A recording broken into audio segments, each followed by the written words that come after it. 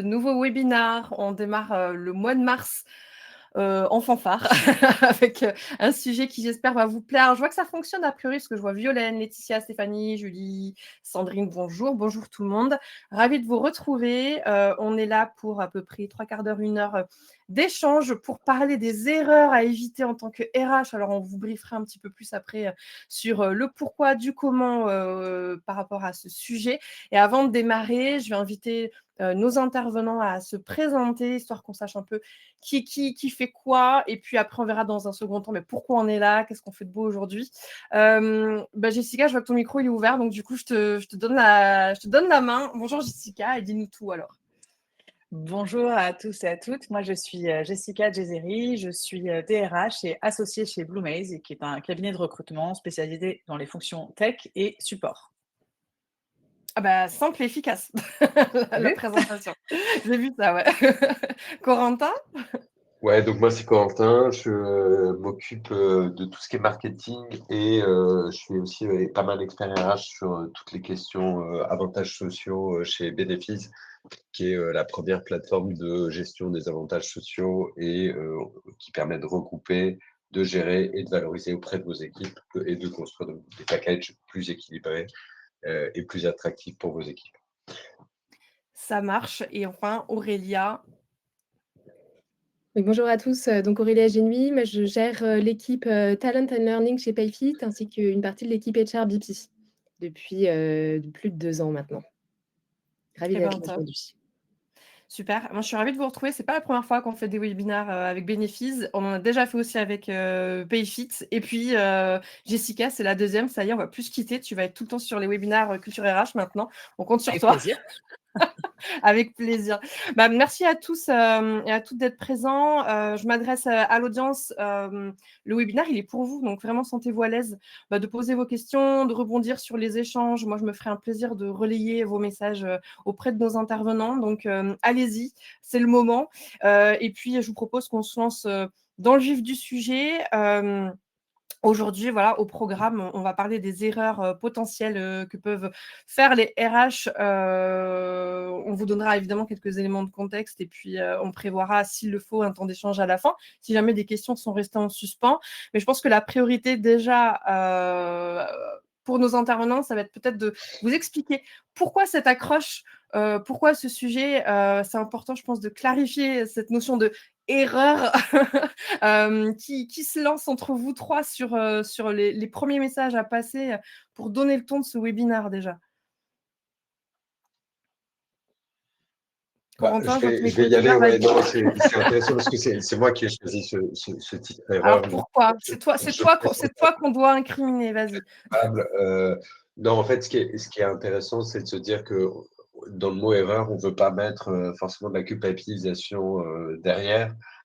C'était plus une façon de, voilà, de se dire quelles sont les choses qu'on doit essayer de ne pas faire, mais surtout, en fait, en miroir, ce qu'on veut, on veut vous montrer dans ce webinaire, c'est vous donner des conseils, vous aider et pas vous culpabiliser. Parce que évidemment, on ne peut pas toujours, et selon la taille des équipes, être à la pointe sur l'ensemble des sujets. Par contre, on pense que c'est vraiment les sujets clés qu'il faut commencer à avoir vraiment en tête cette année. Et donc, on est vraiment dans un partage d'expérience avec notamment deux RH qui sont très talentueuses sur ces sujets-là. Et donc, l'idée, c'est vraiment pas de vous mettre en faute ou de culpabiliser qui que ce soit, mais beaucoup plus de se dire, bon, 2025 commence, il y a beaucoup, beaucoup de choses qui changent, beaucoup de priorités, on est un peu tiré de tous les côtés, comment on fait pour y arriver.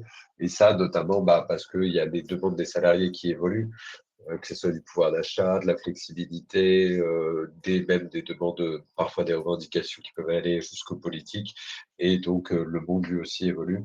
Et que ce soit le contexte économique, politique et digital, ça a forcément un impact sur les RH.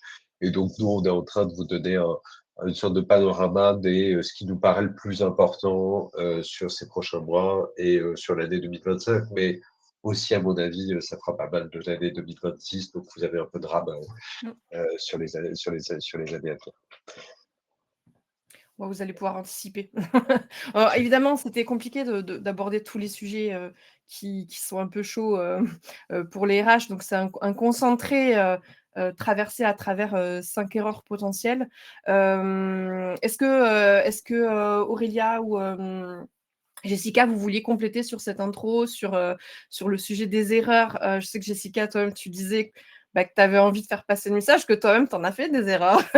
Ouais, tout à fait. Moi, le sujet, il m'a interpellée parce qu'effectivement, au début, je me suis dit, ben, c'est peut-être pas très sympa pour le public qui va se dire, mince, on est déjà tiraillé de tous côtés avec plein d'injonctions. Est-ce qu'on va en plus nous dire qu'on fait pas bien notre job? Mais effectivement, si j'ai un peu regardé dans le rétroviseur et je pensais que je pouvais partager des choses que j'avais pu faire, justement des erreurs en quelque sorte, que j'ai réussi à corriger. Mais voilà, on n'est jamais aussi fort que quand on se fait aider par d'autres pairs qui sont passés par là. Donc, ça va vraiment être le but de mon intervention aujourd'hui. Et en plus, on a la chance d'avoir Aurélia qui est sur ce poste très stratégique chez Payfit et qui va vraiment nous donner tous ces éléments du terrain. Et on voulait faire un disclaimer, parce que j'allais le faire, là, j'allais avoir ma langue qui allait fourcher. On parle franglais avec Aurélia. Donc, on va se faire violence, mais vraiment, soyez indulgentes avec nous, parce que on risque de fourcher à pas mal d'endroits. Ça Pas de marche. spoiler, pas de spoiler. Ben voilà, spoiler.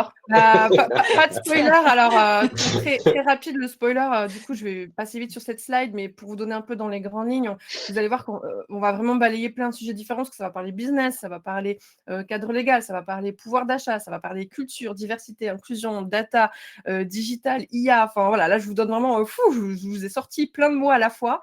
Mais on va pas vous spoiler en restant trop longtemps ici. Puis je pense qu'on va tout de suite se lancer dans le vif du sujet, si ça vous va, si vous êtes OK.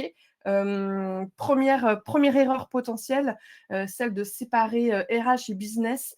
Jessica et Aurélia, je pense que c'est quelque chose qui vous a inspiré, d'autant plus Aurélia qui occupe quand même une fonction de HRBP. Tu vas peut-être pouvoir aussi nous expliquer ce que c'est que cette fonction peut-être parfois un peu floue. Donc déjà, ouais, ne pas être vu comme un interlocuteur crédible. Qu'est-ce que ça vous inspire ? Oui, carrément, merci Anaïs.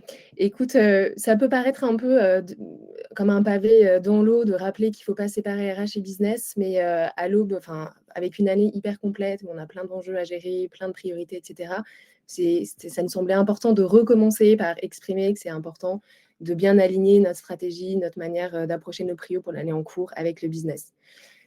Surtout qu'on voit qu'aujourd'hui, un RH qui comprend pas forcément son business va pas loin. Il y a aussi une tendance un peu qu'on peut voir des États-Unis où il y a des groupes, des entreprises qui se disent que finalement, ils n'ont pas besoin de RH. Donc, c'est encore plus important que la communication se passe bien, que la compréhension mutuelle des enjeux se fasse régulièrement pour pouvoir avancer. Et sur ce point, c'est vrai que chez Payfit et même dans ma carrière de manière générale, moi j'ai toujours eu un parcours HRBP. Donc pour ceux qui ne connaissent pas, je sais que c'est une organisation qui peut être plutôt en place dans des groupes à partir d'une certaine taille. C'est vraiment des responsables RH qui sont dédiés à un département, un business, un pays en fonction de l'organisation, à une business unit. Et donc, chez Payfit, on est organisé pareil, où on a des HRBP dédiés par département à cheval sur 3 pays, l'Angleterre, la France et l'Espagne où on est. Et notre but, et le but de cette équipe, c'est d'être vraiment le point de contact privilégié du business. Et donc, c'est d'être en lien continu avec les différents business leaders, avec les salariés aussi, bien sûr, mais avant tout de comprendre les priorités, les métriques, le langage qui est parlé par chaque business. Et donc, pour vous donner des petits conseils de base, après, chaque entreprise est organisée différemment, mais on a vraiment mis en place un certain nombre de routines où les HRBP sont intégrés dans les routines du business. Alors, ça peut être des exemples tout simples de participer au team meeting avec les managers, avec les directeurs de tel département. De manière plus générale, côté people, pour vous donner un exemple, notre CPO, Marie-Alice, fait partie de notre exco et chaque semaine, on a un débrief au niveau de la people team des updates budget, produits, tech, sales, etc., que nous relayons nous-mêmes au sein de chaque expertise RH, alors qu'on soit HRBP ou pas HRBP. Et ça nous permet au fur et à mesure d'utiliser le même langage que nos partenaires business, d'avoir les métriques en tête, de comprendre les sujets importants pour eux et donc après de pouvoir adapter notre politique RH en fonction de ce dont le business a besoin. Et ce dont le département A a besoin n'est pas forcément ce que le département B a besoin ou pas en même temps. Donc, on s'adapte constamment par rapport à cette compréhension de leur challenge du moment. Donc, c'est pas toujours facile de jongler avec toutes les priorités, avec les expertises RH, etc. Je sais que chaque entreprise n'a pas toujours le luxe d'avoir des RH dédiés pour ça. Mais c'est en tout cas peut-être mon conseil et peut-être l'erreur à ne pas faire, c'est encore une fois se répéter, ne pas se laisser prendre trop par l'opérationnel et dégager du temps pour bien comprendre la direction que le business prend pour 2025, surtout dans des contextes hyper macro où les choses, enfin macro où ça change très vite et très fort. Très clair. Alors, je vois dans l'audience, on nous demande, il y a une réclamation, on nous demande d'éviter le franglais. Alors, on s'en doutait, mais on va essayer de faire l'effort. Mais après, oui, sur la fonction HRBP, est-ce que, alors, je ne crois pas que tu l'aies décortiqué, mais est-ce que tu veux bien, ou Jessica, peut-être maintenant que tu as le micro ouvert, Ouais. nous Déjà, je peux revenir. Ouais, Vas-y. je peux revenir sur le terme. Alors, effectivement, pour moi, c'est un terme qui existe dans des PME franco-françaises aussi. D'ailleurs, Payfit, c'est français à l'origine. Mais donc, c'est business partner RH. D'ailleurs, au Canada, je crois qu'on appelle ça gestionnaire commercial ou gestionnaire de business. L'idée, en fait, c'est différent d'un responsable RH pour moi parce que c'est vraiment quelqu'un qui passe plus de temps avec l'activité économique, donc avec les départements, comme par exemple quand on est le ou la HRBP des commerciaux, le ou la HRBP du marketing, le ou la HRBP de l'ingénierie, on passe plus de temps avec eux qu'à faire des choses traditionnelles RH. Et c'est pour ça qu'il y a une spécialisation pour moi qui doit se mettre en place. Alors ça peut se faire assez rapidement, je dirais même autour de entre 50 et 100, on peut déjà avoir ce type d'organisation où on commence à avoir des personnes qui sont spécialisées, par exemple, juste en recrutement, juste en administration du personnel, pour qu'on ait quelqu'un qui ne fasse que ce lien, ce coach RH pour l'activité, pour les différents départements. Et ça, pour moi, c'est une bonne pratique parce que souvent, cette transformation, quand on veut le mettre en place et quand on est 300, 400, c'est extrêmement compliqué, ça prend beaucoup de temps. On ne trouve pas forcément d'ailleurs les bonnes personnes côté RH pour avoir ce job parce que c'est vraiment une autre façon de faire son job. On n'est plus dans le côté exécution et dans le côté aussi administration du personnel qui est très fort chez nous, on le sait, on a souvent une palette, on est un peu multicasquette. Et la beauté du rôle de HRBP, justement, c'est de commencer à se spécialiser et concrètement, ça passe pour moi vraiment par passer plus de temps avec eux. Et donc, ce que disait Aurélia, c'est par exemple, si on est la HRBP de l'équipe ingénierie, ils ont des réunions d'équipe, on est dans ces réunions-là. Voilà. On est vraiment moi j'appelle ça le account manager, donc comme quand vous avez un gestionnaire de compte dans votre banque, par exemple, c'est quelqu'un qui est à côté de vous, qui sait quels sont vos problèmes, qui sait quelles sont vos attentes. Et ben c'est vraiment ça, cette posture de RH. Très clair. Et alors, du coup, il y a une question, on peut la prendre directement. C'est ce que j'allais te dire. Il y a Noémie qui demande comment relayer efficacement ce dont on a besoin, le business, vers les centres d'expertise et ne pas tomber dans un rôle boîte aux lettres. Oui, alors moi, je peux peut-être partager un exemple de pratique qu'on met en œuvre chez Payfit. En fait, la manière dont on organise nos HR business partners, donc, et désolée pour le franglais, donc la meilleure traduction, c'est responsable RH, mais c'est pas parfait, j'en conviens. C'est non seulement de faire partie des routines, d'utiliser les métriques, mais on va beaucoup plus loin. C'est-à-dire que, par exemple, nous avons des objectifs au semestre. Chez Payfit, des objectifs boîte, des objectifs département, des objectifs d'équipe et des objectifs individuels qu'on définit au semestre et qu'on revoit à la fin de chaque semestre. Côté, par exemple, RH, dans notre fonction RH, nous sommes partis des objectifs de Payfit qui sont très business driven, donc qui sont alignés avec notre plan strat, etc. Et on utilise les mêmes et on voit comment, côté people, on peut concrètement influencer pour aller dans cette direction-là. Et donc, on s'assure dans notre construction de nos objectifs de département puis d'équipe en fonction de chaque expertise RH en dessous, après, que ce soit par exemple recrutement ou formation ou HRBP ou autre, on s'assure que chacune de nos actions tend à cet objectif business qui a été formalisé au niveau boîte. Et on le fait dans le même format, on utilise les mêmes mots. Et quand on fait après, nous, on fait des objectifs, des roadshows, c'est-à-dire qu'on partage après la définition de nos objectifs chaque semestre auprès de chaque sous-équipe pour que tout le monde comprenne bien dans quelle direction nous allons. Et on s'assure de bien expliquer quel était le but final, donc l'objectif boîte, et en quoi notre objectif RH, que ce soit d'expertise ou HRBP ou autre, contribue à cet objectif de boîte. Et à la fin de l'année, on fait aussi un résumé pour bien expliquer à quel point on a contribué au résultat de la boîte, très financier ou très product ou très tech, en fonction des sujets. Et voilà, donc c'est beaucoup de culture financière, de culture business, tech, produit, il faut rentrer là-dedans. Encore une fois, c'est utiliser le même langage pour s'assurer que, en fait, on montre que notre roadmap est aligné avec ça. Et comme le disait justement, ça nous permet aussi de réajuster notre roadmap et nos priorités pour s'assurer qu'on n'est pas hors sol et qu'on ne part pas dans la mauvaise direction. Et donc, Jessica, tu avais peut-être une expérience un peu product RH, où le but, c'est toujours s'assurer notamment de l'impact de nos projets RH, de nos décisions RH auprès de nos clients internes, qui sont les salariés. Peut-être que tu peux rebondir là-dessus, mais en tout cas, c'est un bon exemple pour moi de s'assurer toujours qu'on part dans la bonne direction. Parfois, en tant qu'RH, on a envie de faire plein de choses, mais qui sont peut-être moins prioritaires pour le business à un instant T. Donc, s'aligner avant tout avec les objectifs de boîte, c'est en tout cas une bonne pratique qu'on a chez Payfit et qui nous permet de partir dans la bonne direction. Oui, c'est sortir de cette notion de fonction support en réalité, et de se retrouver vraiment intégré avec l'activité, avec la stratégie de l'entreprise.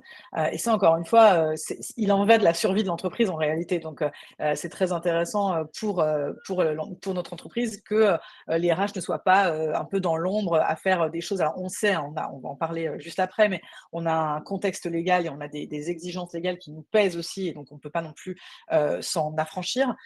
Mais justement, comment faire dialoguer tout ça avec la direction qui est en train de prendre l'entreprise, et donc notre plan d'action à nous, notre stratégie, nos objectifs à nous, comment ils sont influencés par là où veut aller l'entreprise en termes de business. Typiquement, un exemple, ce serait on va ouvrir un nouveau pays ou on va lancer un nouveau produit. Qu'est-ce que ça veut dire en termes de recrutement? Il va falloir recruter peut-être une équipe entière, il va falloir trouver des locaux, il va falloir se faire accompagner par un cabinet local pour lancer la structure, etc. Tout ça, c'est une décision qui est plutôt orientée, dirigée par le business, et ça a un impact RH direct sur lequel soit nous en tant qu'HRBP ou alors les équipes spécialisées. Alors moi, je suis pas sûre, j'ai vu la notion de strat. Pour moi, c'est pas des strats parce qu'en fait, à la fin, c'est quand même la même équipe RH, et c'est là où la direction RH, elle a vraiment un rôle à jouer, de faire en sorte que, comme dans un chef d'orchestre, que ces équipes RH dialoguent ensemble, communiquent, et qu'on sache très bien ce que chacun d'entre nous est en train de faire.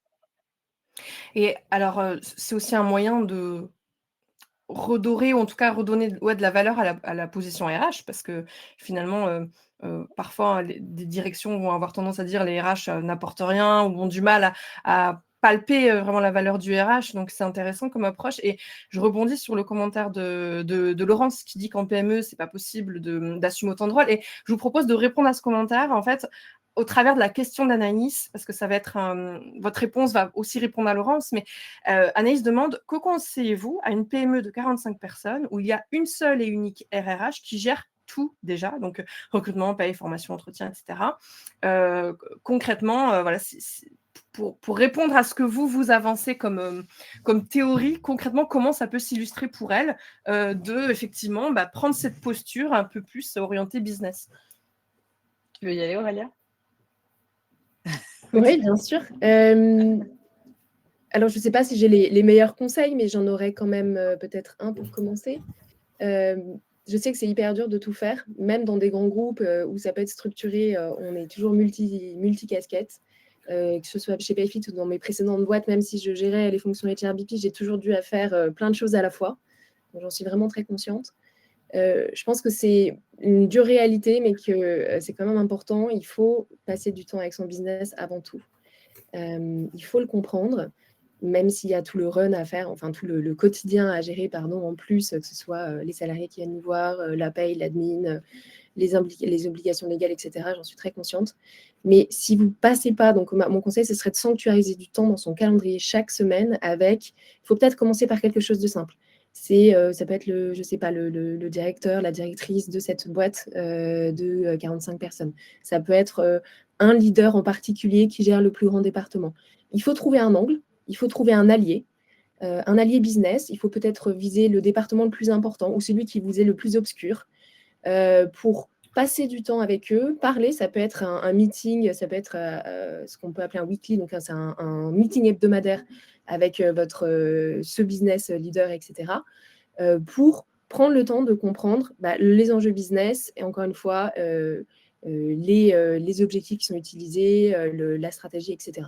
Pourquoi? Parce qu'encore une fois, plus on veut avancer, plus on veut pouvoir être public, mieux il faut comprendre son business. Mieux comprendre son business, ça veut dire utiliser le même langage, ça veut dire aussi exprimer quelle est notre valeur ajoutée en tant qu'RH. c'est d'expliquer quel est notre impact sur l'EBITDA, et d'exprimer comment on peut driver du chiffre d'affaires supplémentaire. C'est d'expliquer en fait quel est le coût généré par exemple, recruter un nouveau RH et qu'est-ce qu'on a à gagner en termes d'investissement derrière. Donc, si on ne sait pas approprier cette stratégie et cette compréhension du business en acceptant ce surinvestissement au début, et je sais que ça prend du temps et de l'énergie alors qu'on a des quotidiens déjà suffisamment compliqués, c'est le serpent qui se mord la queue parce qu'on courra toujours après les ressources supplémentaires ou le besoin de reconnaissance, etc. Donc, ma reco, c'est de sanctuariser ce temps-là. Il faut commencer petit, mais petit à petit, développer plus d'alliés business pour mieux comprendre et pouvoir après justifier de d'autres investissements, outils, ressources, priorités aussi, faire comprendre au business ses priorités pour qu'on puisse gérer les agendas d'une semaine à une autre. Voilà, ce serait ma reco de base. Très clair. Merci pour ton partage. Et il y a Laurence dans le chat qui partage aussi sa solution, si ça peut inspirer. C'est tout simplement, en fait, elle parle du codir. En fait, il faut un codir hebdo avec directeur, RH, chaque chef de service. Le dialogue est commun et le RH se fait entendre. Donc, ça peut aussi passer tout simplement par ça en première étape. Et applicable, quel que soit finalement le contexte et l'entreprise. Est-ce qu'il y a des choses que vous vouliez ajouter sur cette partie business avant qu'on avance sur le sujet suivant? Ouais, moi je voulais, je trouve que les conseils d'Aurélia, ils sont excellents et effectivement, ils sont totalement applicables à n'importe quelle taille. Et effectivement, l'avantage d'une plus petite structure, c'est que on va pouvoir être plus agile et plus en contact avec les salariés. Alors, pardon, Corentin, je crois que ton micro est ouvert. Ah, c'est bon, tu l'as fermé. Voilà, c'est bon. Je crois qu'il est dans le mal. Il est dans le mal, le pauvre. C'est les allergies saisonnières. Oh mince, ok. Ça m'a dérouté. Pardon. Mais effectivement, en fait, nous, on a vraiment un enjeu à, je pense aussi, prioriser. Tu as utilisé le terme priorité, Aurélia, qui est super important. On m'a dit dans un job précédent, la stratégie, c'est décider de ce qu'on ne fera pas. Et je pense qu'on a un gros tort. Alors, on va pas forcément rentrer dans le détail pourquoi les RH ont envie de tout faire et être les meilleurs élèves. Mais en fait, à un moment, on ne peut pas tout faire. Et donc, si typiquement, on est RH dans une boîte de 45 personnes et on n'a pas de ressources pour nous aider sur des choses très administratives, en fait, est-ce qu'on va pouvoir tout faire? Est-ce que la formation, par exemple, c'est stratégique dans notre secteur par rapport aux ambitions business, justement? Ou est-ce que finalement, là, cette année, ce qu'on va devoir vraiment faire, le poids du corps, il va être sur le recrutement? Et ça, c'est important que, justement, en discutant avec cette direction, on se mette bien d'accord sur quelles sont ses priorités. Et je pense que c'est un peu la même réponse pour la personne qui fait l'office management dans une entreprise de 70 personnes. Alors, bon, moi, ma conviction, c'est que 70, ça commence à faire beaucoup pour être toute seule. Et c'est là où, voilà, je pense aussi, moi, ma plus grande erreur, je pense avoir fait. Et j'ai souvent été la première RH et la personne qui crée des fonctions dans des boîtes. Aussi bien, j'ai rejoint une boîte de 15 personnes, mais j'ai aussi un jour rejoint une boîte de 150 personnes où il n'y avait pas de RH. Et donc, j'étais la première. En fait, faut structurer. Faut commencer par soi. C'est-à-dire qu'en fait, on passe beaucoup de temps à aider les autres départements à se structurer.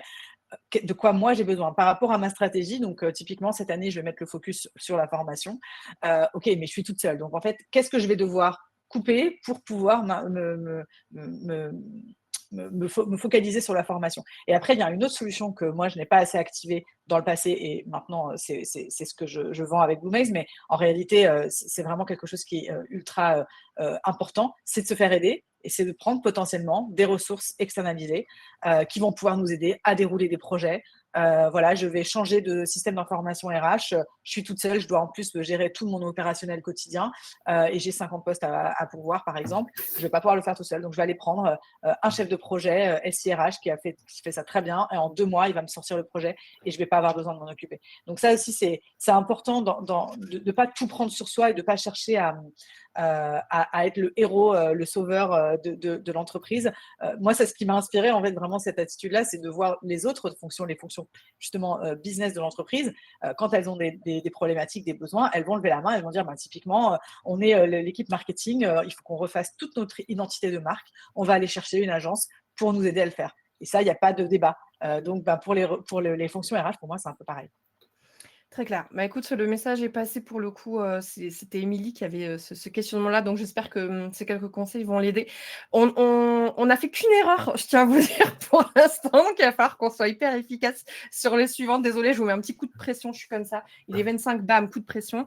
Erreur numéro 2, alors là, il y a un gros morceau qui arrive, puisqu'il y a notamment la directive européenne sur la transparence des salaires qui débarque en 2026 et sur laquelle il faut déjà travailler dès 2025. Alors, Jessica Aurélia, je crois que vous aviez pas mal de choses à nous partager sur cette première anticipation potentielle. Il y en a encore d'autres, mais déjà sur celle-ci qui représente des actions conséquentes dès maintenant. Oui, carrément. Écoutez, le but n'est pas de faire non plus un update juridique complet. N'hésitez pas à aller en ligne. Il y a plein de ressources qui sont déjà disponibles, etc. Mais peut-être portez votre attention sur 2 changements juridiques importants. Donc, la première, c'est directive européenne de 2023 qui doit être transposée en droit français d'ici juin 2026. Alors, on ne sait pas encore comment elle sera transposée. Il y a beaucoup de rumeurs, de débats sur le sujet. Mais en tout cas, ce qui est important, c'est que vous l'ayez dans votre radar et que vous restiez bien alerte sur la veille juridique. Cette directive européenne, le but, c'est d'améliorer la transparence et la communication sur les rémunérations afin de réduire les inégalités salariales, notamment entre les hommes et les femmes. Et donc, dans les thèmes qu'on entend, ça peut être, par exemple, de devoir indiquer les salaires sur les offres d'emploi qu'on devra faire. Mais les salaires, donc ça peut être, on ne sait pas encore, est-ce que ça sera le salaire total, un montant individuel, est-ce que ça sera une grille, on ne sait pas encore. C'est aussi, on ne pourra pas demander aux candidats leur rémunération actuelle ou leur rémunération passée. Ça pourrait être aussi la création d'un droit à l'information des salariés qui sont dans l'entreprise, de demander la moyenne des salaires à leur poste équivalent, etc.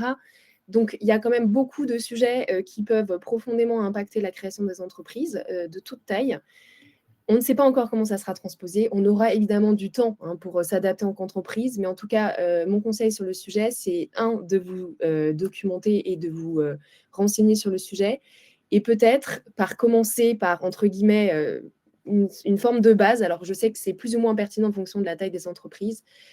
Chez PayFit, forcément, on est d'une certaine taille, donc on a mis en place ce qu'on appelle un job leveling. Donc, on a pesé chaque poste de l'organisation qu'on a noté de 1 à 10, de 1 étant les postes les plus juniors et 10 étant le comité exécutif.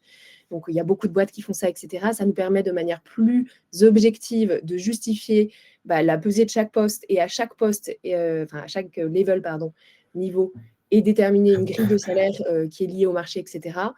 Donc, ma reco, c'est de commencer à essayer de voir de manière objective comment sont pesés les différents rôles dans votre organisation. Est-ce que vous avez une grille de salaire déjà existante dans votre entreprise? Ce serait une recommandation à vous faire. Si vous n'en avez pas, essayez de vous pencher dès maintenant sur comment vous pouvez objectivement expliquer les différences de salaire, et si même pas de différence, les salaires de manière générale.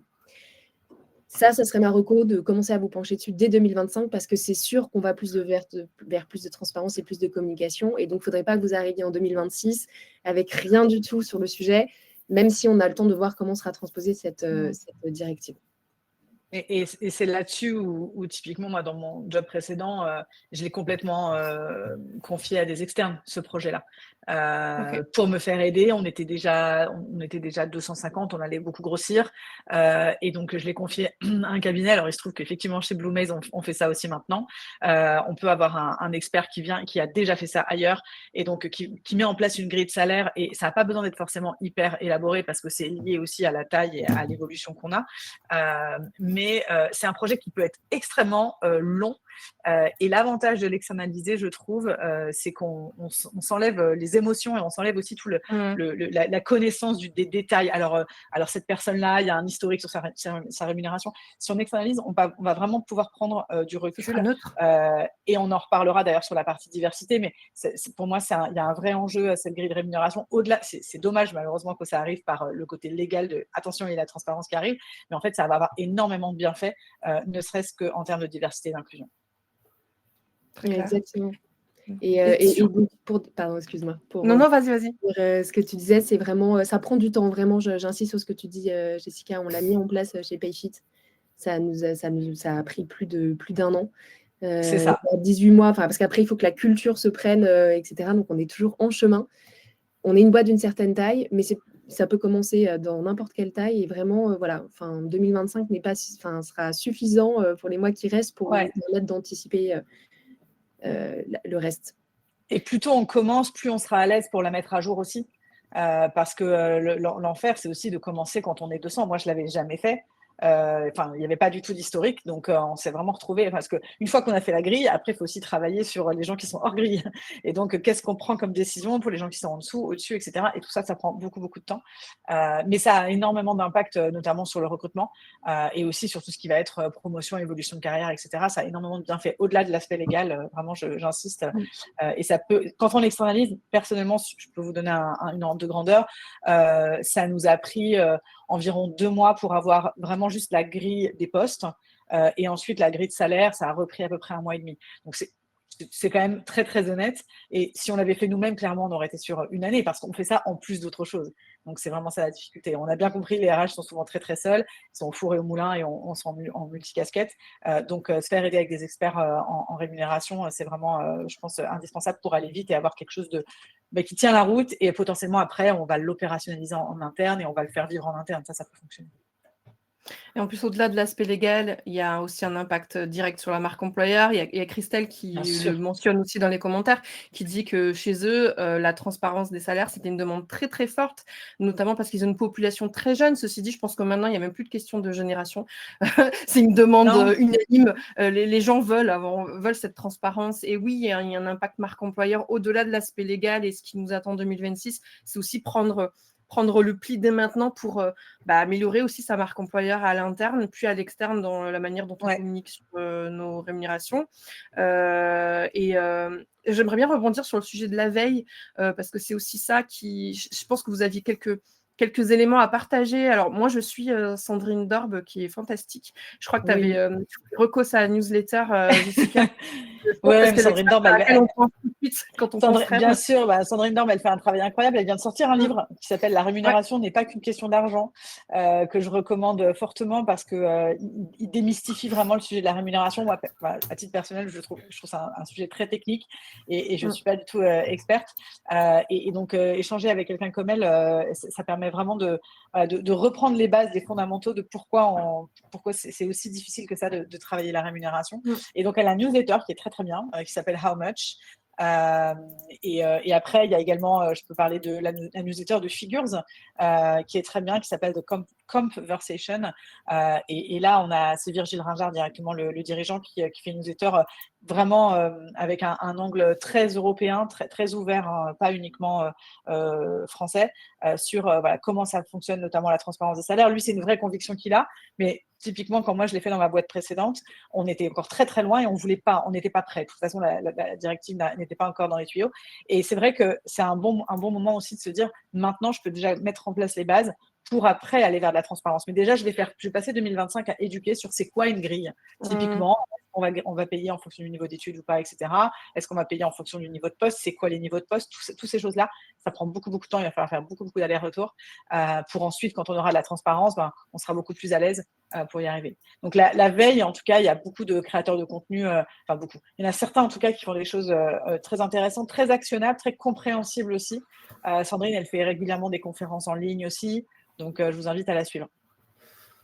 Oui, et peut-être pour compléter, très complet, très pragmatiquement, je vous conseille sur LinkedIn, augmentez un peu votre réseau. Aujourd'hui, il y a plein de contenus super de toutes les personnes que tu as nommées, Jessica, ou d'autres. Donc, tout simplement participer à ce genre de webinaire aujourd'hui.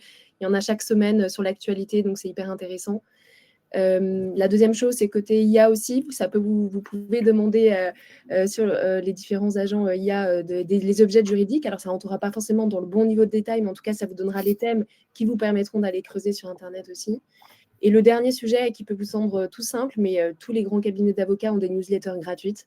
Donc, n'hésitez pas à vous rapprocher de votre avocat ou d'un cabinet avec lequel vous avez pu travailler et ils vous mettent en général dans leur base de données et vous recevez tous les mois ou tous les trimestres en fonction de newsletter. Et là, c'est très juridique et ça vous permet de prendre le temps de creuser et après d'adapter le besoin de support, d'expertise externe que vous pourriez avoir besoin pour votre entreprise. Et alors, un petit focus sur la loi PPV, Corentin, tu nous Ouais, briefes un peu? c'est surtout intéressant pour les petites entreprises, mais aussi c'est souvent dans ces petites entreprises-là qu'on a moins le temps de faire de la veille, comme l'ont montré pas mal de personnes qui ont commenté avant. Donc c'est important aussi de remettre en cette loi en fait qui va à partir de l'année prochaine obliger toutes les entreprises qui ont fait un bénéfice de plus de 1% pendant 3 ans à avoir des mécanismes de partage de la valeur, que ça peut être ça peut être de l'épargne salariale, ça peut être de l'intéressement, ça peut être des choses comme ça, mais c'est quelque chose sur lesquels il va falloir se préparer et mettre en place des solutions. Ce n'est pas extrêmement compliqué, notamment si on prend un bon outil pour le faire ou si on s'équipe bien. L'objectif, c'est de faire en sorte que l'entreprise, à partir du moment où elle fait du profit, elle va être capable d'avoir une équation qui va rendre de la valeur aux salariés. Et donc ça, c'est quelque chose sur lequel il faut vraiment se préparer pour l'année prochaine. Et évidemment, nous, chez Bénéfice, c'est quelque chose qu'on fait. Donc si vous êtes intéressé par ce genre de mécanisme ou si vous êtes dans le cas que je viens de voir et que vous n'avez pas encore de solution d'épargne salariale ou d'intéressement, c'est clairement quelque chose sur lequel on peut vous aider. Je pense qu'on peut passer à l'erreur 3. Peut-être, Corentin, excuse-moi, juste pour terminer, sur le slide d'avant, je mettais juste dans le radar des gens aussi la loi de financement de la sécurité sociale 2025. Ça peut paraître un peu trop technique, pas forcément passionnant. Je vous invite quand même à vous renseigner là-dessus parce que c'est pas si anodin que ça. Il y a plein de webinaires, de documentation qui sortent là-dessus et ça a des impacts importants en termes de cotisation patronale et salariale, sur les aides notamment à l'embauche des apprentis, en fonction de la taille de l'entreprise, sur ce qu'on appelle aussi tout ce qui est réduction de la prise en charge de la sécurité sociale pour les IJSS. Donc, c'est un coût supplémentaire pour les employeurs, notamment quand il y a un maintien de salaire, etc. Donc, sans passer trop de temps là-dessus, vraiment vous inviter à creuser là-dessus, d'un point de vue légal, mais aussi d'un point de vue, si je reviens un peu à ce qu'on a pu se dire avant, business partner, c'est important de pouvoir comprendre, encore une fois, la finance, le business de sa boîte, d'aider à anticiper les budgets, et ça a des conséquences importantes sur le coût de la masse salariale, et on a besoin de rentrer un peu plus dans le détail que de se dire que, entre guillemets, un salaire en France est 1,5 pour le coût employeur. Il faut parfois rentrer à la maille, surtout dans des boîtes plus petites où il y a plus d'impact en fonction des seuils de salaire plus proches du SMIC, etc. Il y a des effets de seuil qui changent assez fortement. Donc, pour vous aider à mieux comprendre et maîtriser votre budget 2025, mais ça va continuer en 2026 parce que forcément, l'État cherche des économies. Vous avez vu tout le contexte économique dans lequel on est. Vraiment, vous inviter à être sur de la veille plus sur ces sujets pour être plus en maîtrise de vos budgets et aider la finance à le faire et donc à créer un partenariat plus renforcé sur ces sujets. Top. Je te remercie Aurélia parce que j'ai mis le lien parce qu'en fait c'est Aurélia qui m'a appris en fait effectivement la loi de financement de la sécurité sociale où en fait il y a un vrai changement assez fort sur l'indemnisation des arrêts maladie avec un plafonnement qui baisse à 1,4 fois le SMIC au lieu de 1,8. Ça veut dire qu'il y a un coût employeur qui va être plus fort. Donc effectivement merci Aurélia pour ça et donc d'où l'importance de faire sa veille. La preuve en est et d'échanger avec Super. Ouais, tout à fait. Gros sujet, le pouvoir d'achat. Je crois que ça fait partie des gros sujets chauds bouillants pour les RH et plus même que les RH. Je te laisse, Corentin, nous briefer sur ce sujet. Carrément, ouais, aujourd'hui, c'est la priorité de quasiment 90% des salariés. Le pouvoir nerf de la d'achat, guerre. On en entend parler tous les matins à la radio. Vous en entendez parler évidemment à peu près partout pour les jeunes générations comme pour les plus vieilles. Donc, c'est vraiment un enjeu super, super important. Une entreprise aujourd'hui, pour moi, qui ne prend pas en compte le pouvoir d'achat des salariés, c'est une entreprise qui se met souvent d'ailleurs en conflit avec ses salariés. Et en fait, ce qu'on se rend compte aussi, c'est que face au pouvoir d'achat, on a un gros problème, c'est les charges. Quand on est employeur, on se rend compte que, évidemment, tout le monde va demander une augmentation de salaire fixe. Et quand vous demandez 2, 3, 4% d'augmentation de salaire fixe, que vous l'obtenez, vous êtes très content pendant 5 minutes. Et puis après, vous regardez votre fiche de paie et vous dites « Ah bon, tout ça pour ça ?»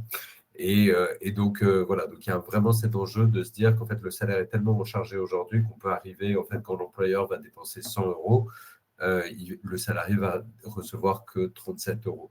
La mutuelle, par exemple, c'est quelque chose d'intéressant, mais ça dépend évidemment énormément des gens que vous avez dans votre entreprise. Si c'est que des jeunes, évidemment, la mutuelle est moins chargée, mais elle n'est pas forcément super intéressante si vous n'avez personne qui tombe malade. Par contre, là, on arrive sur des sujets qui sont un peu plus intéressants, comme justement l'intéressement et la participation qu'on voyait avec la loi PPV. Là, vous êtes capable de quand même aider vos salariés à créer un meilleur patrimoine et en tout cas, c'est du salaire en mieux, on pourrait dire, parce que si l'intéressement est perçu tout de suite, il n'est chargé qu'à 65%. Enfin, il a une efficacité de 65%. S'il est placé, c'est 90%. Donc, c'est super intéressant. Et après, il ne faut vraiment pas sous-estimer tout ce que nous, on appelle flex chez Bénéfice, mais toutes les cagnottes, c'est-à-dire toutes les cagnottes prépayées avec des chèques vacances, des chèques cadeaux, des chèques culture, télétravail, ainsi de suite, qui permettent vraiment, eux, par contre, d'être à 100% d'efficacité. Et il y a beaucoup de produits, notamment qu'on lance aussi chez Bénéfice, qui permettent d'utiliser très facilement ce genre d'outils. Moi, j'ai par exemple, moi évidemment, j'utilise Flex chez Bénéfice, mais par exemple, ma femme reçoit des chèques cadeaux et je sais que pour les chèques vacances, je sais que pour les utiliser, en fait, elle doit donner 10 € de frais de gestion à une plateforme, puis 10 € de frais de gestion à une autre plateforme. Elle peut l'utiliser que dans certains endroits et ainsi de suite. Et donc là, vous avez plein de nouveaux acteurs qui sont arrivés pour dynamiter un peu ce marché. Et en fait, vous pouvez vous dire que au lieu de se battre sur le salaire fixe, qui est en fait un faux combat et qui finalement coûte très cher à l'employeur sans rapporter beaucoup aux salariés, ça peut être très intéressant de votre côté de dire on a essayé de trouver les meilleures solutions pour t'apporter du pouvoir d'achat. Et donc, on s'est dit qu'on va mettre, par exemple, en place une cagnotte de 500 € par mois. Et donc, ça nous coûtera 500 €, ça te rapportera 500 €. Alors que si on avait fait la même chose en salaire, ça aurait été quasiment 3 ou 4 fois moins. Donc, c'est vraiment très important aussi de voir que le salaire, c'est quelque chose de très global et qu'il faut savoir opter pour des avantages flexibles et personnalisés et de bien comprendre votre entreprise. Aujourd'hui, il y a beaucoup d'entreprises qui donnent des tickets restaurants ou qui parlent de mutuelles. En soi, c'est ce que me disait Jessica avant le commencement de la réunion, c'est personne choisit une entreprise pour sa mutuelle. Si vous n'utilisez pas les titres restaurants, il faut vous dire on a des super titres restaurants. Finalement, si vous habitez dans la campagne ou que vous allez assez peu au restaurant, ça ne vous intéresse pas vraiment. Par contre, il faut bien comprendre sa population et donc essayer d'utiliser les solutions les plus flexibles. Et là-dessus, on a évidemment de l'intéressement qui peut être très intéressant, des solutions de cagnotte. Il y a du CESU, évidemment, qui est super intéressant si vous avez des enfants, mais alors si vous n'en avez pas, ce n'est pas intéressant du tout. Donc, le travail du RH, là, ça va être vraiment aussi de comprendre sa population et de construire à la fois les packages les plus intéressants et aussi de mettre en place des solutions qui vont être les plus adaptées. Et de plus refaire le classique vous avez accès à des titres restaurants et de là les mutuelles, mais ou les transports remboursés à 50%, quoi. Ce qu'on voit dans toutes les offres, alors que évidemment c'est quand même les choses les plus basiques. Et donc voilà, donc nous, notre objectif chez Bénéfice, c'est vraiment de permettre aux entreprises de donner plus sans dépenser plus. Et on n'est pas les seuls à faire ça d'ailleurs, mais c'est un énorme enjeu pour nous de vous proposer les solutions qui feront que vous dépenserez le moins possible pour donner le plus possible et un peu sortir de ce conflit social qu'on peut souvent voir dans l'entreprise, dans lequel le salarié va se battre pour une augmentation, entrer en conflit et finalement être assez déçu à la fin, lui comme l'employeur. D'où l'importance aussi de marketer tout ça. Et que ça, vrai. c'est très intéressant, mais en fait, en interne, on a rarement cette visualisation de finalement, on a notre fiche de paye, on a notre net, et c'est quand même là-dessus que se base notre pouvoir d'achat, alors qu'en fait, ça, c'est hyper intéressant. Enfin, je crois que vous faites le bilan social individuel. Absolument. Voilà. Et ça, en fait, c'est pas trop PME pour le coup, c'est plutôt très très grand groupe. J'ai eu ça une fois dans toute ma carrière, comme je n'ai fait que des PME malheureusement. Et ça, c'est hyper important pour les salariés aussi qui réalisent. Typiquement, il y a quelqu'un dans les commentaires qui me dit que son entreprise finance intégralement la mutuelle. C'est un vrai coût. Et donc, c'est une vraie économie aussi. Alors, c'est pas avec ça qu'on paye son loyer, certes, mais ça joue sur son pouvoir d'achat puisqu'on n'a pas besoin de payer sa mutuelle. De la même manière, les cagnottes flex, alors on ne cotise pas pour la retraite dessus, mais on va pouvoir s'en servir très facilement pour payer des loisirs, des voyages, etc. notamment. Et donc ça pèse sur le budget du foyer. Oui, absolument. Et en plus, et ce qui est super intéressant, je trouve, le commentaire d'Anne-Laure, c'est de dire que les transports, c'est une obligation légale et non un avantage. Et en fait, il y a des gens qui mettent dans leurs offres qui vous offrent cette obligation légale. Donc, qui présentent ça comme un avantage alors que ce n'est pas le cas. C'est du basique. C'est ça. Donc, c'est pour montrer parfois le côté un peu ridicule qu'il peut y avoir de ce côté-là, alors que nous, il y a vraiment un enjeu à aller chercher de l'efficacité, à aller chercher à donner du pouvoir d'achat et plus être dans une sorte de enfin on vous paye les transports et voilà. Donc c'est un super commentaire parce qu'on se retrouve finalement face à des offres en fait qui n'ont rien d'alléchant parce qu'en fait elles sont juste légales et on peut pas, l'entreprise ne pourrait pas faire pire que ce qu'elle vous propose et on fait une sorte d'atout. Donc, c'est super intéressant. Alors, je rebondis justement sur les commentaires. Donc, Jacques qui dit, mais on a tous besoin de manger, comment ça, les restaurants n'intéressent pas. Mais je crois que le message à retenir, c'est surtout l'idée que, en fait, il faut connaître sa population et savoir ce qui peut intéresser chaque individu de l'entreprise et du coup, de réfléchir à quels sont les avantages qui vont effectivement intéresser vos collaborateurs. En fait, c'est ça le message à passer. Et quelqu'un, alors je crois que c'est Arthur qui demandait des infos sur la cagnotte Flex et Mélinda d'ailleurs qui redemande, est-ce que tu auras un lien à partager peut-être, Corentin, au sujet de la cagnotte Flex si jamais des personnes veulent comprendre un peu mieux ce dont il s'agit.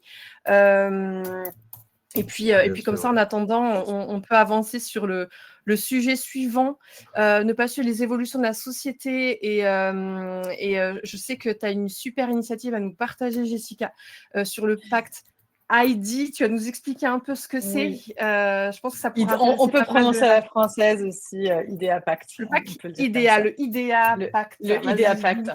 Oui, c'est en fait, on avait envie de parler dans cette slide-là, la partie sur les évolutions de la société, de prendre un peu la mesure de ce qu'on voit notamment aux États-Unis, sur l'arrêt brutal de toutes les politiques de diversité et quel impact ça va avoir chez nous. Alors nous, en France, on est un collectif de DRH qui avons décidé il y a 5 ans maintenant de créer un collectif. C'est absolument pas une association ou un organisme de certification, mais c'est vraiment un collectif pour partager les bonnes pratiques en matière de diversité, d'inclusion, d'équité et d'accessibilité. Donc c'est ça l'acronyme IDEA. Voilà, je vous invite, si ça vous intéresse, en tout cas à venir, on vous partagera le lien, on a un mini-site pour comprendre comment ça fonctionne et pour adhérer. Il suffit d'être signataire d'une page avec les 7 engagements qu'on vous demande de prendre en tant qu'entreprise. Et en fait, on parle beaucoup de diversité justement à l'américaine, peut-être un peu trop sous l'angle promotion active de certaines minorités, etc. Bon, nous, de toute façon, on n'a pas du tout le même contexte légal en France. Donc, ce qu'on s'est dit, nous, en tant que DRH, dans les fondateurs, c'est on veut vraiment agir de façon hyper concrète. On veut aussi avoir de l'impact en interne et en externe. Et puis, on veut voir la diversité et l'inclusion comme un sujet transverse qui va vraiment guider toute l'élaboration de notre stratégie RH. Et donc, dans le 7 engagements, en fait, si je vais vous les dire, c'est que des choses qu'on fait déjà ou qu'on a besoin de faire en tout cas, qui sont piloter la diversité d'entreprise en mesurant et en fixant des objectifs, former les managers et les équipes aux bonnes pratiques en général, d'une manière générale, donc là, notamment la formation managériale, mettre en place un système d'alerte interne, donc ça c'est notamment la loi Sapin, alors je crois que c'est pour les sociétés de plus de 50, si je ne dis pas de bêtises, mais le fait d'avoir un mécanisme de lanceur d'alerte, ça peut être que, je pense, bénéfique pour n'importe quelle entreprise. En fait, le but, c'est d'empêcher les comportements inappropriés. Instaurer le recrutement par les compétences afin de pouvoir toucher des personnes d'horizons différents. Je voyais tout à l'heure parler du niveau d'études, par exemple. Donc, nous, ce qu'on a envie de promouvoir, c'est le recrutement plutôt par les compétences, parce que finalement, le niveau d'études, surtout plus on avance en âge, notre niveau d'études, notre diplôme n'a plus beaucoup de sens, puisqu'on a potentiellement fait une carrière sur complètement autre chose. Créer des parcours de recrutement non discriminants, donc vraiment aller challenger son parcours de recrutement et identifier où nos biais peuvent s'exprimer et comment on peut aller travailler là-dessus. Et puis construire un système de rémunération équitable dans l'entreprise. Alors, on a dit équitable et pas transparent parce qu'on a créé ça en 2020. Il n'y avait pas encore cette directive qui arrivait dans le paysage. Mais voilà, on a vraiment envie de se dire finalement tous ces engagements-là. Et puis il y a le dernier qui est aussi la sensibilisation sur l'importance de la diversité et de l'inclusion et sur les biais inconscients dont on est tous coupables malheureusement. Et donc l'idée c'est vraiment de créer un vrai impact sur ce sujet, de ne pas prendre juste des actions un petit peu justement cosmétiques, un peu comme du greenwashing mais appliqué à la diversité. Donc tiens, on va aller faire un événement pour aller parler à des femmes parce qu'on sait qu'on est une entreprise très très masculine. Non, il va vraiment falloir se dire, par exemple, maintenant en 2025, dans mes candidats, je dois forcément avoir 50% de femmes. Si je n'ai pas 50% de femmes en tant que candidat, je n'arriverai jamais à recruter plus de femmes. Vous allez vraiment avoir quelque chose de très, très concret sur cet aspect-là. Donc, je vous invite à venir nous découvrir et vous pouvez m'envoyer un message sur LinkedIn. Je vous partagerai le lien avec grand plaisir. On vous remettra les contacts à la fin, peut-être pour les personnes qui veulent. C'est très très basique parce qu'on est, encore une fois, c'est pas quelque chose de financier, c'est pas une association, on ne prend pas de cotisation. On a tout fait ça.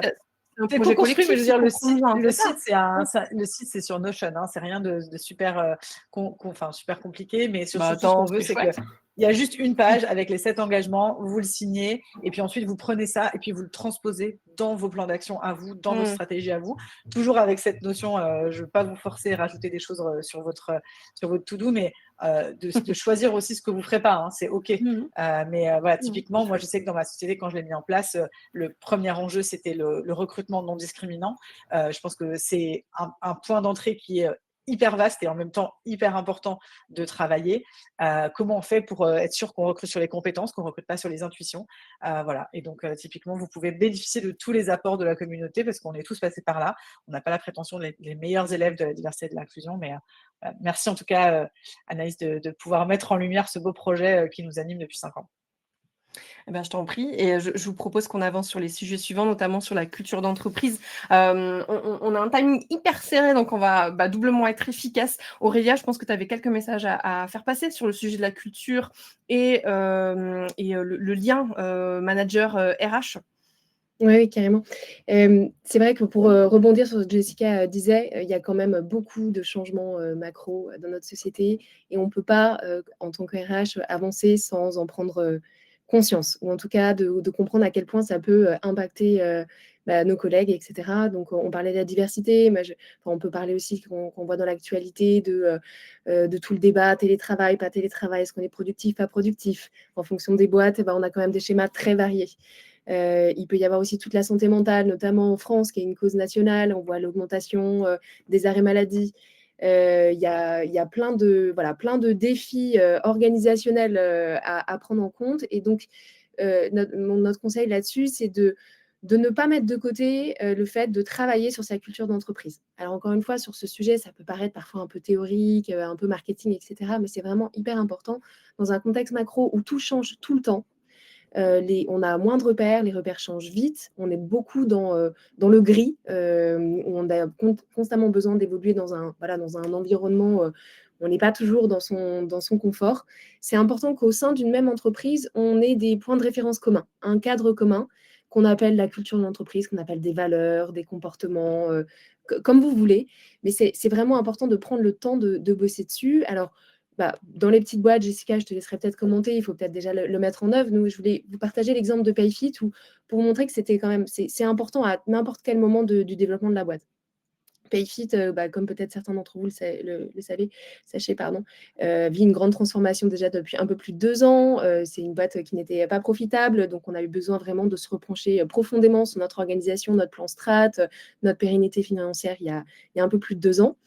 Et ça a dû passer malheureusement par des décisions difficiles, comme aussi devoir faire partir des salariés. Et dans ce contexte, on a dû lancer toute cette transformation qui est profonde, qui est vraiment impactante, à la fois d'un point de vue individuel, collectif, équipe, etc. On a pris le temps, au moment de la définition de notre plan strat et de cette réorganisation, de se repencher sur notre culture. Il y avait déjà des valeurs fortes chez Payfit qui sont très incarnées par nos fondateurs, par nos différents leaders, etc. Mais on a quand même pensé que c'était très important de se repencher là-dessus. Et donc, dans les début 2023, au moment où on a lancé toute notre transfo, on a créé un projet qu'on a appelé Culture Days. Alors, la traduction française, elle est moins sexy, les jours culture. Moi, je préfère Culture Days si ça ne vous dérange pas. Mais en fait, c'est un projet qu'on a co-mené avec le business, donc ça n'était pas géré que par les RH. On a vraiment créé ça avec le business, avec l'équipe Strat notamment. Et le but, ça a été de définir 6 comportements clés qu'on avait envie de communiquer et de voir que chacun de nos salariés avait dans l'entreprise. Donc, ça nous a pris plusieurs mois de définir quels sont les comportements qui font du sens pour notre boîte, pour la transfo aussi, donc des comportements qui font du sens au moment, le stade de développement de notre boîte actuelle. Ce qui ne veut pas forcément dire que ça aurait été les comportements que PayFit aurait choisi il y a 10 ans quand ils ont été créés ou qui seront peut-être pertinents demain. Il faut aussi s'adapter. Mais en tout cas, dans cette période de transfo, on les a créés avec le business. On a fait des groupes de travail avec des gens de tous les départements, voir quels étaient les behaviors, etc. Puis après, on a fait un grand plan d'activation pendant 2 jours où on a présenté ça à tous les payfitters. Et après, pendant 1 an, on a suivi un plan d'activation où tous les mois, on avait un jour dédié avec des activations sur un des comportements en particulier. Donc, par exemple, on en a un, alors c'est chez nous pas mal en anglais, mais qui s'appelle Disagree and Commit. Donc, vous pouvez exprimer, il faut exprimer le fait de ne pas être d'accord avec une décision, par exemple, business. Il faut que toutes les parties prenantes puissent s'exprimer. Pour autant, quand une décision est prise, il faut s'y tenir collectivement de manière à être unis et avancer dans la bonne direction. Et donc, tous les mois, voilà, on avait ce plan d'activation pour exprimer ce qu'on attendait derrière chaque comportement. C'était le business. On a pris des responsables business pour pouvoir incarner chacun de ces comportements, etc. Donc, ça, pendant 1 an. Et depuis, on a traduit ces behaviors dans tous nos process RH, donc les revues annuelles de performance, ce qu'on appelle les surveys salariés, etc., annuels, etc. Donc, le but, c'est après de les infuser dans la culture de boîte de manière à ce qu'ils soient vécus en interne et en externe, parce qu'on communique aussi sur ces sujets. Et en tout cas, par retour d'expérience, ça nous a vraiment aidé dans cette période de transformation d'avoir un référentiel commun et de pouvoir s'exprimer les uns les autres par rapport à ce qu'on a convenu qu'il était la base d'attente de chaque salarié dans la boîte. D'autant plus fort, dans les moments de profonde transformation, il faut se raccrocher à un vocabulaire et à des référentiels communs. Très clair. Je pense, Jessica, tu voulais peut-être compléter sur Oui, le manuel. non, mais c'est super intéressant parce qu'effectivement, on peut se dire, peut-être, voilà, chez Payfit, vous êtes plus gros, donc vous avez un peu la capacité de faire ce genre de choses. En fait, c'est intéressant de l'avoir fait à ce moment-là aussi, pendant cette transformation. Et même quand on est une plus petite structure ou qu'on a un peu plus, peut-être, pourquoi pas une structure plus familiale, etc., finalement, formaliser sa culture d'entreprise, peu importe le moment où on est, c'est vrai que ça vient beaucoup des boîtes tech, ce côté formalisation, vulgarisation de la culture, parce qu'on met beaucoup en avant, on travaille beaucoup notre marque employeur pour attirer aussi les bons talents. Ça, c'est vraiment quelque chose qu'on peut faire à n'importe quelle taille, à n'importe quel moment de son histoire. Le formaliser pour mieux le communiquer aussi. Et tenir compte en fait de l'évolution de sa société. Par exemple, on change de produit, on s'internationalise, etc. Donc ça va avoir un impact forcément sur notre culture. Typiquement dans ma propre société, il y avait 2 associés fondateurs, désormais on est 4, avec des parcours très très différents. Et en fait, l'entreprise, elle est en train de changer avec ça. Donc on a décidé là depuis à peu près 6 mois de retravailler nos valeurs, alors qu'on n'est que 20. Mais il y a un vrai enjeu puisqu'on a 2 nouveaux services, on a des nouveaux associés qui mettent aussi leurs pattes dans la culture d'entreprise. Donc, plutôt que se dire que ça va se vivre et ça va être quelque chose de façon évidente, on le formalise et on va le communiquer à nos salariés justement pour que ce soit quelque chose qui est vécu au quotidien. Et ça va vraiment faire une sorte de boussole pour aussi bien recruter que former, que évaluer, etc. C'est quelque chose qui est super important et qui coûte rien en vrai, qui coûte du temps. Et c'est un peu pareil sur la partie managériale, en fait, cette formalisation, je peux prendre le relais puisque c'est qu'on est un peu pris par le temps.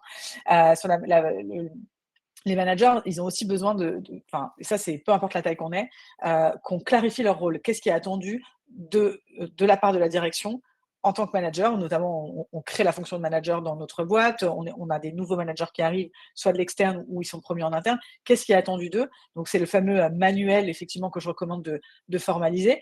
L'intelligence artificielle peut le faire pour nous aussi. Si on a peur de la page blanche, si on est un peu pris par le temps, on peut le demander des points un peu pour se lancer. Et puis après, on ajuste avec ce qui a du sens pour nous, pour notre entreprise. Ce qui est être un bon manager chez Bénéfice n'est peut-être pas la même chose qu'être un bon manager chez Payfit parce que c'est pas la même stratégie, c'est pas le même business, etc.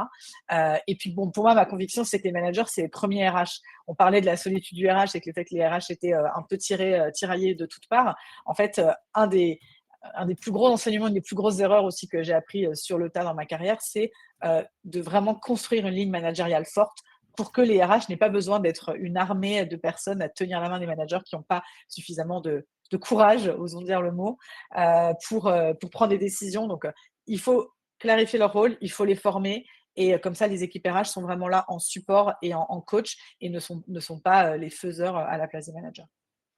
Très clair. Et je rebondis. Tu as dit le mot magique, tu as dit le mot IA, donc ça me permet de faire une transition. Voilà. Je C'est saute cadeau. sur l'occasion. Je suis désolée, oh là, je suis allée trop vite. Je suis désolée, j'ai l'impression de vous secouer, de vous chambouler, mais je vois le timing qui défile et il nous reste à peu près 30 secondes. Non, je plaisante. On peut dépasser un petit peu, vous nous en voudrez pas. On dépasse un petit peu, c'est pas grave, ça arrive. Sur la dernière erreur, elle est aussi importante. Hein, Corentin, allez, Ouais, c'est ton challenge là. Allez, vas-y. C'est parti, je vais vous faire ça, la Usain Bolt. Non, ce qui est super important, mais je ne pense pas être le premier à porter ce discours, donc je serai assez rapide là-dessus. C'est concrètement, quand vous êtes dans souvent une petite entreprise, mais pas que, tout ce qui est automatisable, simplifiable et qui fait partie de votre travail au jour le jour, ça doit être automatisé, simplifié. Voilà, c'est quelque chose, si c'est la paye, si c'est le recrutement, si c'est la gestion des avantages, si c'est des problématiques de mutuelle, si ainsi de suite. Bref, il faut vraiment plus perdre de temps sur toutes les problématiques que vous rencontrez plusieurs fois. Si c'est le cas, c'est que vous allez perdre beaucoup de temps d'administratif et Dieu sait que le métier de RH peut être un métier qui devient trop administratif quand on ne le fait pas. Un autre sujet, c'est de prendre de mauvais outils. Moi, j'ai toujours tendance à penser, pour avoir travaillé longtemps dans ce marché, que ce qui est important, c'est d'aller voir ce qui est cœur pour vous et ce qui est cœur pour vos salariés et ensuite potentiellement de rajouter des choses par-dessus. Mais il y a aussi beaucoup de gadgets dans notre industrie. Il y a aussi beaucoup de choses qui finalement ont peu d'impact sur les salariés, sur lesquels il faut lancer une nouvelle adoption, qui vont faire perdre beaucoup de temps, ainsi de suite. Donc, pensez impact avant tout.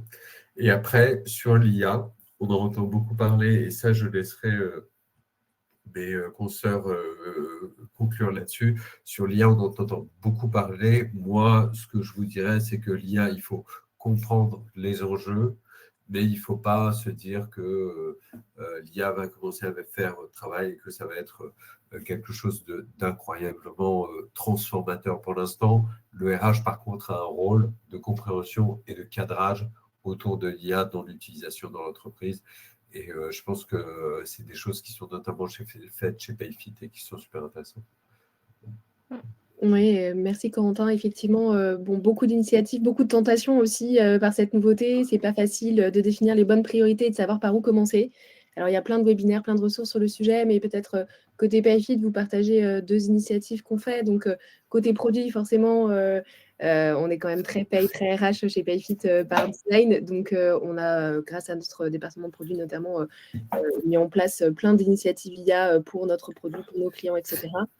Et pour l'équipe RH en tant que telle, on a décidé de prendre 2 angles. Un premier angle qui est déjà de formaliser nos process, nos politiques internes, documenter, parce que c'est le nerf de la guerre. Pour pouvoir avoir des chatbots, des outils intéressants, pour gagner du temps, il faut avant tout formaliser, ce qui nous donne l'opportunité d'optimiser nos process, de les standardiser sur plusieurs pays, si vous êtes sur plusieurs établissements, plusieurs pays, etc.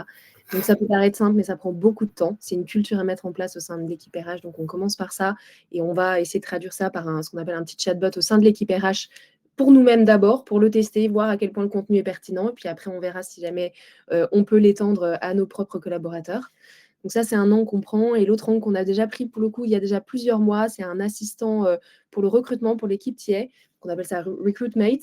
Et c'est un petit assistant recruteur qu'on a développé avec Dust, qui aide notre équipe TA dans plein de décisions de recrutement, donc que ce soit dans le recrutement lui-même, comment optimiser le process, comment mieux sourcer les candidats, comment mieux attirer, évaluer les différents candidats en fonction des descriptions de postes, etc. Donc voilà, on a d'abord pris ces 2 angles. Il y en a plein qu'on aurait pu choisir, mais c'est ceux-là qui nous ont semblé le plus pertinent pour commencer. Il faut bien commencer quelque part. Très clair. Merci pour ces partages. Jessica, tu voulais compléter un petit mot sur le sujet IA ? Moi, sur le sujet IA, je préconiserais vraiment de se former, hein. Ça, c'est vraiment super important, de pas jouer à l'apprenti sorcier parce que ça a l'air très chouette parce qu'en fait, c'est des agents conversationnels qui répondent. C'est beaucoup plus dynamique qu'une recherche Google. Cela dit, c'est écrit en tout petit sur ChatGPT notamment. Il fait des erreurs. C'est un outil statistique. C'est juste en fait des réponses statistiques que le robot pense être la réponse la plus proche de ce que vous êtes en train de lui demander. Donc, je serais assez méfiante. Moi, je m'en sers beaucoup sur plutôt le côté très conversationnel, très juge mon travail, un truc que j'ai fait, je le mets dedans et dis-moi ce que tu en penses, etc. Plutôt que lui demander de faire tout seul. Donc typiquement sur la paye, il y avait une question, j'irai pas là-dessus. Je pense que en plus c'est très très légal la paye, donc l'employeur est responsable d'avoir une paye correcte. Et ça touche vraiment en plus à la vie des salariés, donc j'irai pas là-dessus. D'autant qu'il y a quelque chose, bon, je vous le mets un peu dans votre to-do encore, désolé, mais il y a une législation européenne qui a été prise en mai dernier, qui s'appelle l'IA Act, et c'est d'application directe. Ça veut dire qu'il n'y a pas besoin de transposition comme la transparence des salaires, et donc il y a des niveaux de risque qui sont liés aux usages de l'intelligence artificielle. Et cette législation considère que quand on est utilisateur, on est déjà responsable des risques qu'on cause. Donc, c'est pas juste se dire, tiens, bah voilà, j'utilise Payfit, c'est Payfit qui est responsable de l'utilisation de l'IA dedans. Non, en fait, c'est moi qui ai mis les données et donc je suis responsable. Et d'ailleurs, l'IA dans le recrutement, ça peut être aussi assez dangereux. Donc voilà, nous, on s'en sert beaucoup chez BlueMaze pour vraiment reprendre nos notes, etc. Attends, mais pas, faut que je saisisse l'opportunité. Je suis désolée, tu as parlé IA et recrutement. Je saute sur l'occasion. Ah oui, il y a un webinaire qui arrive. On a un webinaire qui arrive, donc je me permets. Merci. En fait, c'est la reine de la transition. Mais écoute, je ne savais même pas. Non, j'avais vu ce matin dans ton post en plus. Voilà, parfait. On a un webinaire le 20 mars où on parlera, et justement, c'est le parti pris d'Alexandre Noto qui sera votre invité sur l'importance de ne pas faire n'importe quoi, en fait, et de ne pas déshumaniser. Enfin, voilà, je ne vais pas vous spoiler, mais ce sera le sujet du prochain webinaire sur le sujet IA. Je vous propose qu'on fasse un petit tour de table final avec un mot de la fin. On est désolé, je crois qu'on a battu le record de la longueur du webinaire. On a dépassé 6 minutes. Mais je vois qu'il y a encore du monde, vous êtes encore 188. Merci à ceux qui sont encore là. On a quelques survivants. Petit mot de la fin, tour de la table, mot de la fin pour conclure ce webinaire qui a été très, très riche. Qui se lance pour conclure? Je veux bien me lancer. Je ne sais pas si 2025, ça change par rapport à toutes les années d'avant. Il y a quand même plein de changements. Chaque année, on s'en rajoute. Il y a des changements juridiques, macro, contexte, culture, business. Donc, voilà, le mot de la fin, c'est j'espère qu'on vous a éclairé sur ce qui, selon nous, sont les priorités pour 2025. Et en tout cas, voilà, prenez soin de vous. Avant tout, pour réussir à gérer certains de ces erreurs ou de ces thèmes, il faut prendre soin de soi, prendre le temps aussi de s'accompagner, d'évoluer dans un réseau RH pour se sentir moins seul. Voilà, donc c'est peut-être se dire ça, vous n'êtes pas seul face à tous ces changements, il y en aura d'autres en 2026 et dans les années suivantes, donc c'est une priorité à la fois. Très clair, très beau message. Qui veut compléter? C'est ce que moi, je n'ai pas j'allais dire. À rajouter, ouais. Bah, vas-y, je t'en prie, Jessica. Non, mais sur la priorisation et choisir quelques chantiers sur lesquels on va vraiment mettre tous nos efforts, surtout quand on est seul dans sa société, quand on n'a pas beaucoup de ressources. Et puis vraiment d'embarquer sa direction et les équipes là-dedans pour aussi bien clarifier ce sur quoi on va travailler. Parce qu'il y a toujours cet effet de mode de tiens, j'ai vu que telle boîte faisait ça. Voilà, on n'est pas, si on n'a pas les ressources illimitées, c'est très très important de garder un focus pour prendre soin de soi aussi, quoi. Très clair. Ouais, exactement. Et finalement, des erreurs, on est passé aux priorités. Et voilà, l'important, c'est plutôt de se dire une chose qui marche bien vaut beaucoup mieux que 5 qui ne marchent pas. Donc, commencez petit à petit.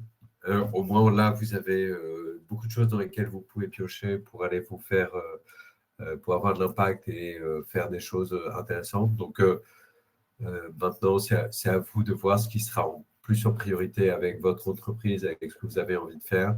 En tout cas, voilà, n'hésitez pas à nous contacter de notre côté s'il y a des sujets sur lesquels on peut vous aider, évidemment. Et si jamais des questions sont restées en suspens, si c'est le cas, j'en suis désolée, mais vous avez été très actifs et il y avait beaucoup de choses à dire. Et je vois au vu de vos réactions que le webinaire vous a plu. J'ai même lu quelqu'un qui disait c'était très concret, pas de blabla. Bah, tant mieux, c'est ce qu'on veut. Donc, super, c'est parfait. Bon, bah, écoutez, moi, il me reste à vous remercier. Merci Aurélia, merci Jessica, merci Corentin. Merci à tous. Le replay, oui, il vous sera envoyé automatiquement dans votre boîte mail. Et moi, je vous dis rendez-vous au prochain webinaire dès la semaine prochaine. Donc, bonne semaine à vous. À très bientôt. Et encore merci. Merci Au revoir à tous. tout le monde. Beaucoup.